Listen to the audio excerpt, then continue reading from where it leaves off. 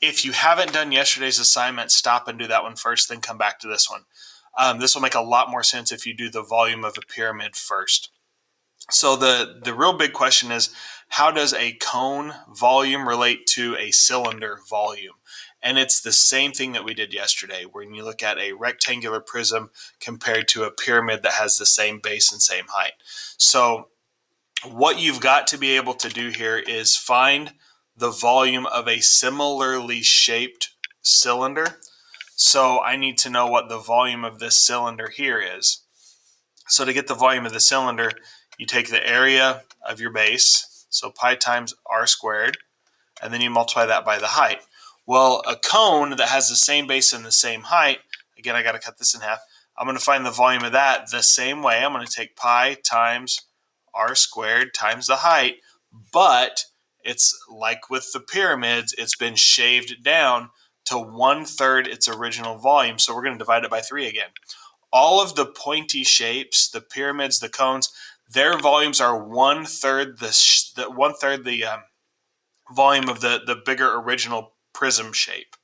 So if I can find the volume of my cylinder over here, 3.14 times 64 times 11, that is 2,210.6 cubic kilometers.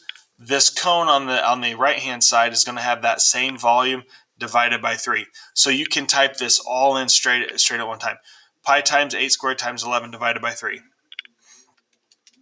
And for that one, I got 736.9 when I round it correctly. All right, make sure you are rounding these.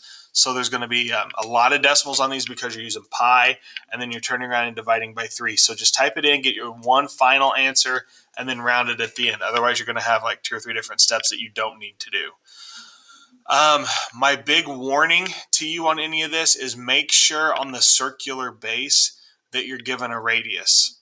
Okay. If you're given a diameter, you've got to cut it in half, but we're way past me highlighting those whenever we do it.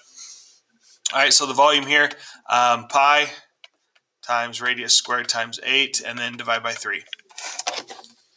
Okay. And now you guys get to watch me punch buttons on a calculator.